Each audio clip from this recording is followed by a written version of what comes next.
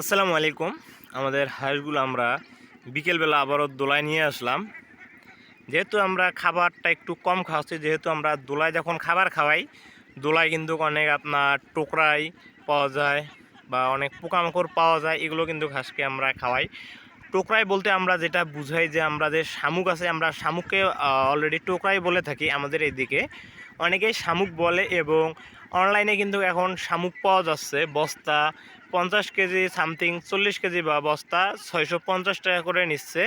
ওইগুলো আমরা এখনও কিনে খাওয়াই না, যেহেতু আমাদের বিলে কিন্তু অনেক শামুক এবং অনেক আপনার ব্যাঙের নাটা পোকামাকড় এইগুলো কিন্তু আমাদের হাঁসগুলোকে আমরা খাওয়াই। আমাদের দোলায় নামানোর বয়স আজ দিয়ে 4 দিন, কিন্তু আমাদের হাঁসগুলো অলরেডি দোলায় থাকতে চায় না।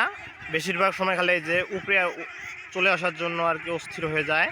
তারপরেও আমরা কষ্ট করে আর কি পানিতে রাখার চেষ্টা করি, কারণ কিছুদিন থাকলে অভ্যাস যখন হয়ে যাবে তখনই পানিতে থাকবে। এখন বেশি সময় আর কি পানিতে থাকতে চায় না।